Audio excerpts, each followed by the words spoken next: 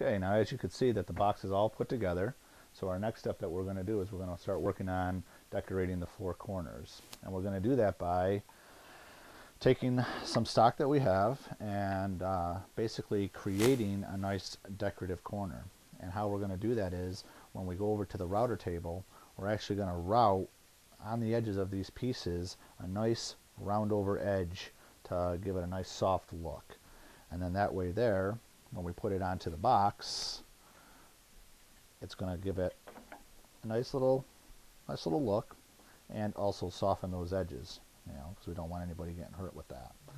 And basically how we accomplished this was we took some 3/4 inch stock, okay, and we cut it down to certain lengths, and basically we're going to run it through our router table to get our nice round over edges on both sides, and then we're going to bring it over here to the table saw to rip it down to a 1/2 inch in thickness, because we don't want it too thick on the box. So 1/2 inch I thought was a good thickness for that.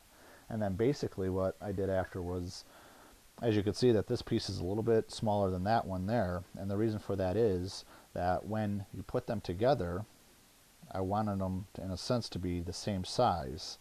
So this piece here started off as 1 3/4 inches. I couldn't have this one be 1 3/4 inches because when you put it together on the other side, it would have made this a lot wider. So basically I just ripped this down to 1 1/4 inches, and then when you put them together, it actually works out to where this is 1 3/4 inches and this is also 1 3/4 inches. That way when you put it on the box, it'll look symmetrical on both sides.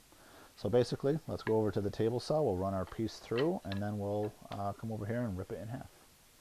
Okay, now over here by the router table, basically what we got is we got our round over bit set up into the router table at the height that we need it to be at, and we've got our feather board all set up to accept the thickness of the piece, which is this guy right here, to run through, and it's set up to where it's nice and tight and it keeps the piece tight up against the fence and tight up against the bit. That way when you're pushing these things through, the piece doesn't have a tendency to walk away from the bit and screw up your cut. So feather boards are a very, very good thing to have on a lot of your tools. I use them on my router table. I use them a lot too on the table saw too. It helps keeping pieces in place and stuff. So it's something very handy to have on hand. So basically what we're going to do is we're going to run that piece through, get our round over on both sides, and then we'll go back over to the table saw and we'll rip it down to 1/2 inch in thickness.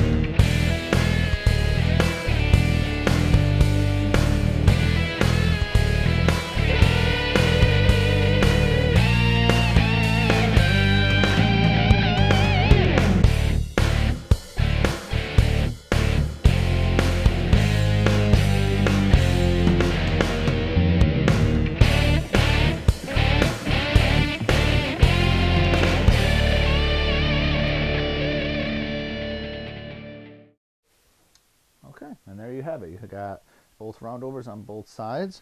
So basically now we'll rip it down to our 1/2 inch thickness and then cut them to the lengths that we need to cut them at.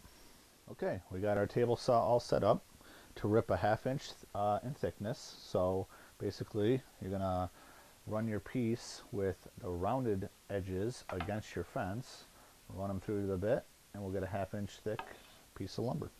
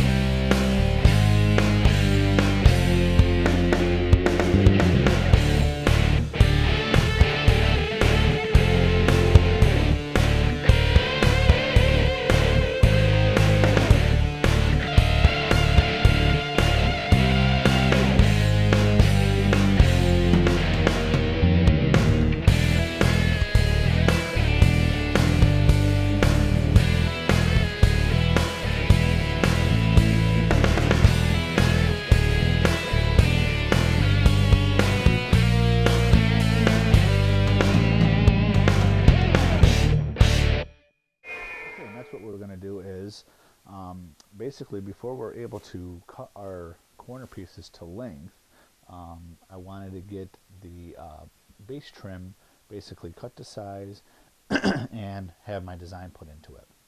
Basically what we're going to do, the piece is roughly around this size and width, and you can see I got it all clamped down here on the table already. But basically what we're going to do is we're just going to create a couple arches onto the piece just to kind of give it that little decorative look, and I'm going to show you how to set that up. Now there's thousands of ways that you could do this, I'm sure, and I'm sure a lot of you guys out there that might be watching this probably have better ways to do it than me. But I found that this was kind of pretty simple, and I didn't want it to be like pinpoint accurate. I mean, you want to get it as close as you can, and then just, we'll clean it up on the sander and stuff like that. So basically what I did was I got my piece, it's all cut to length basically, and what I did was I came 6 inches in from both sides, and basically that's going to be our starting point. So that's going to start flat. And then what I did was I came in and I found my center point, and then from that center point I went out 3 inches on both sides.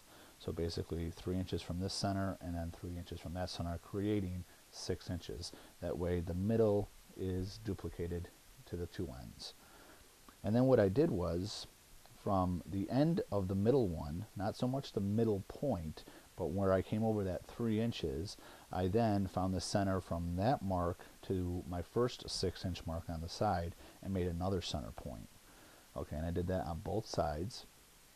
And then from that center mark, I came up 2 inches, because I figured that's where the point of the rounded crest is going to be, is around that 2-inch mark. But now I know that that is also centered from the 2 marks that are going to remain. So then basically what I'm going to do is I took some string and a pencil, and basically I got it all sitting up here. So basically then you just take your pencil, okay, and you basically get it to where the pencil is fairly straight up and down, and just pick one of your marks, okay, and then you rotate your pencil to your other 2 marks. See, in this case here I got to move over a little bit, so I moved over to that mark, still good at the top.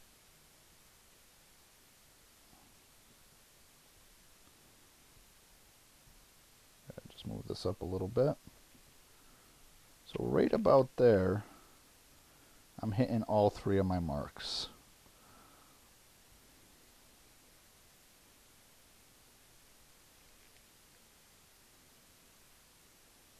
Okay, and then I'm just going to take the pencil and basically draw my arch. And that's pretty much it right there. I mean, like I said, it's pretty close to all my marks. I mean, like I said, it's not a dead science type of layout line. So, but that just basically gives it to where it's very consistent all the way across. I mean, like I said, I'm sure a lot of you guys out there probably have a much more scientific way of maybe doing it, but I figured, hell, this is gonna work just as good for me. So I'm gonna duplicate that onto the other side, and then we'll take this over to the bandsaw, or I might even use my scroll saw, to cut this out, and we'll get those cut out, and then we'll move on to the next step. Okay, now we came over here to the bandsaw. We got our layout lines all done, as you can see. There's the one arch, there's the other arch. So basically now we're going to run it through the bandsaw and cut those 2 arches out.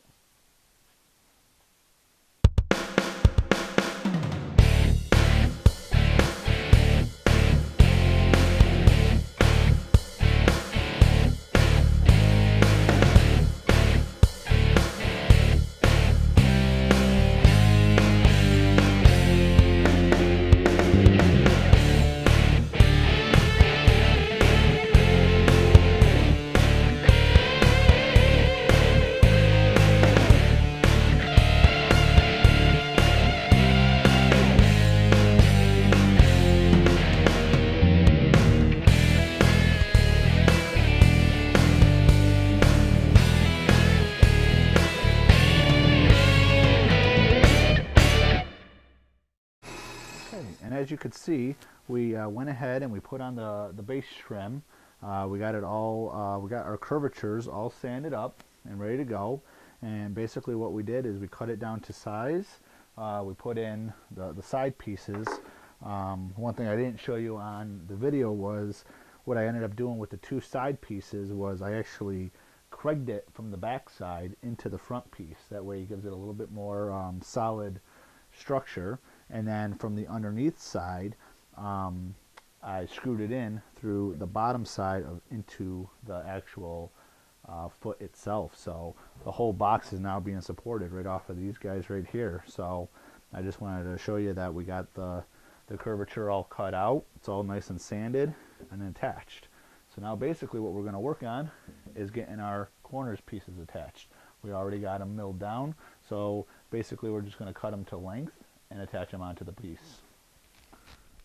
We got our miter gauge set back onto our table saw, and basically what I did was I took the actual piece that we're going to put on the box and I actually stood it right up, something like that, took my pencil and actually marked right where the top is. I mean, obviously you could take the measurement, but I just find that this is a very foolproof way of taking a measurement of something, because I know it's got to go there and it's got to stop here. So with a nice sharp pencil you can make a nice mark, and I feel it works the same way. So then basically what I did was, being that my miter gauge extension fence, it's already got a cut in it from the blade. So now I know exactly where that blade's going to pass through this piece. So basically I just take the mark that I put on there, I line it up with one side of the kerf mark, and I know that that blade's going to slide right through there every time. And then basically, being that I need two pieces for this one side, I basically set up a stop block, so instead of having a, take another mark of another piece, which I know is not really a big deal, I'm just going to cut another one with the stop block. So once I cut this through, I'll slide the next one over and make two passes, because I know that these two pieces are going to be the same size. So let's go ahead and we'll cut this to size. Lower our blade here. And usually I do something like this. I'll take the piece and I'll make it to where the teeth just stick up a little bit above it, which we're all set. Okay, let's go ahead and run that through.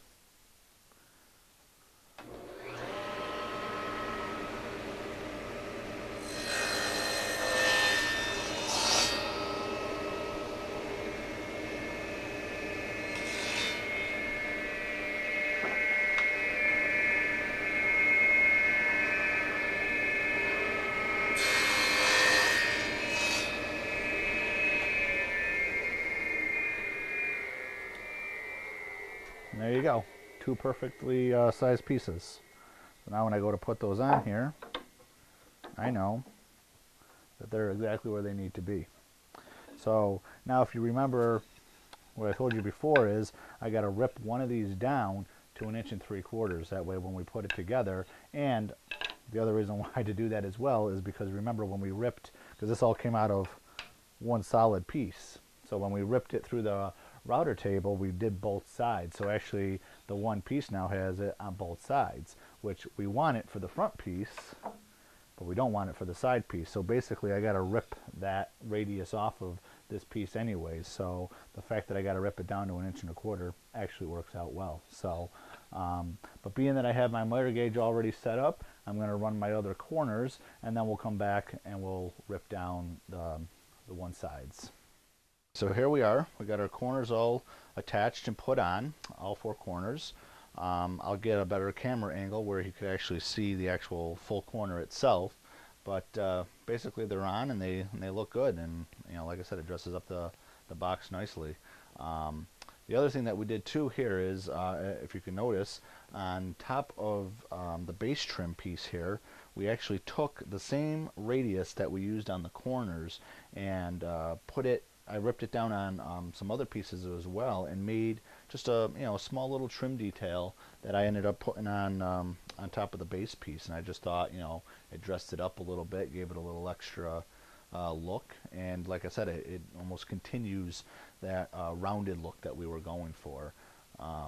So, and I'm actually debating still whether or not I'm going to do this if I'm going to round over the top with that same round over. I very well might. But actually that brings us to our next part of the project, and that's our back piece. So basically what we did, we're going to do the same thing as what we did down here at the foot of the piece, is basically I got on there, I drew on the actual piece itself a little profile that I'm looking to go for. Nothing crazy, just something very simple, a little bit of a round over on the two ends, a bit of an arch in the middle, but you know, again, nothing too crazy. You know, I figured I'd keep that part of it simple, but at the same time, and again, I think what I'm going to end up doing is, after I get that all cut out and everything, is I'm actually, again, going to take that same round over bit and actually round over that entire profile. Because I think that's, in a sense, the theme that I'm going for on this project, is that it's just got that rounded look, that soft edge look. So I'm thinking about doing it on this piece, and then possibly doing it on the lid itself. I haven't quite decided that, but I say we go ahead and get this thing cut out, get it attached to the lid, and then once we do that, maybe then we could actually see what it'll all look like at that point. So I'm going to say let's head over to the bandsaw and get this piece cut out.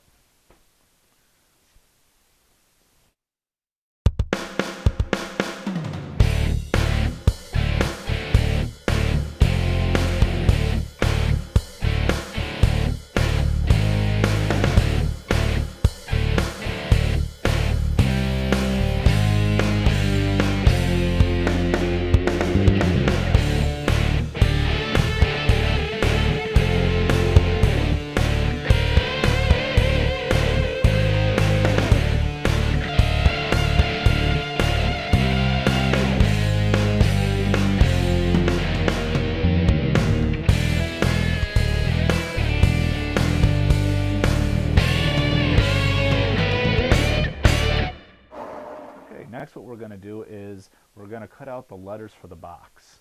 Now, I went ahead and I already pre-cut pretty much all the letters except for this one last one. This is the T in the word Matthew.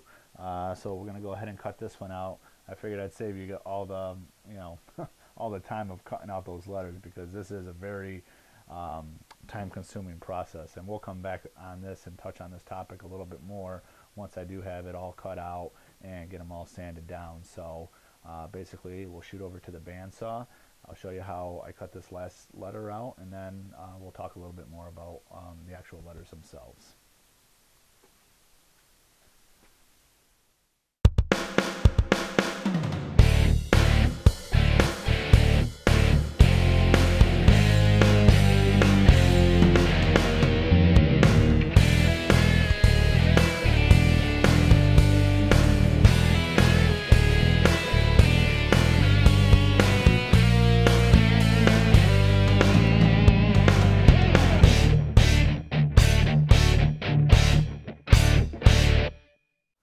Okay, as you can see, we got our box all set up with our letters, and basically we're going to go ahead and attach them now. And there's, you know, lots of ways you could do this. I mean, I'm probably getting a little bit too into it more than what you really need to. I mean, with these letters, you could have a lot of fun with them. You know, you could mismatch them. You could, you know, put one up here, one down. You know what I mean? You could really play around with how you want to set your letters up. I think I'm just going to go in the typical straight line. You know, more or less even them up the best I can, and you know, and then attach them. So basically what I did is that, you know, again, I really didn't find center on this. You know, I just kind of eyeballed it. I did make the M and the W, the two last letters, you know, I made them a certain distance away from the corner, just so, again, that kind of looks symmetrical. And then the spaces in between the letters, I just basically eyeballed. I mean, some might be a little bit bigger than others.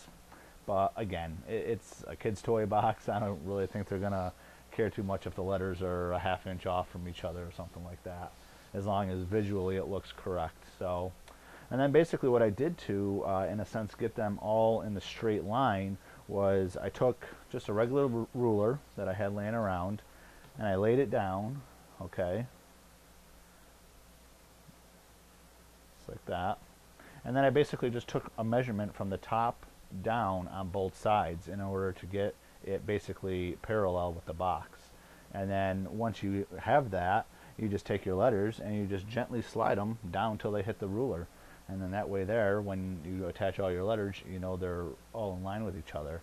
So basically what I'm going to go ahead and do right now is I'm going to take some wood glue, and I just have my nice little Porter cable pinner here. These are really handy, especially doing stuff like this, because you know a lot of people say, oh, I'll just glue them on and that should do it, and more than likely it probably would, but I just want to add a couple of these pins. And the thing is about these is that they're so small and the hole that it leaves is so minute that you're never going to see this hole again. So, and it just acts as an added enforcer for the letters, you know, because again, being that it is a kid's toy box, you know, you don't want the letters popping off as they're pulling toys in and out. So so we're going to add a little fastener using that, and we'll get the letters attached.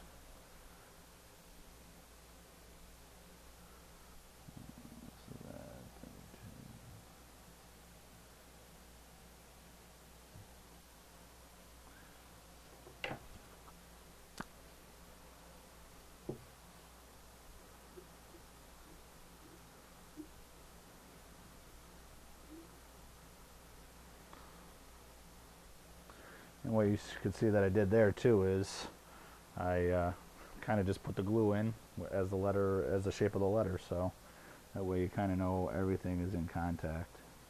And again, you don't need a ton of glue, just, you know, just enough to just, you know, get it to stick. You know, like I said, the pinners are going to also reinforce. And then every once in a while, just check, make sure that your alignment's still there and everything else. And then I'm going to just go ahead and just pin one there, there, there, and there. And then we'll come back later and we'll just add a little bit of putty to those and sand them down a little bit. And again, you'll never see those. So I'm going to go ahead, I'm going to get the rest of the letters done, and we'll move on to the next step.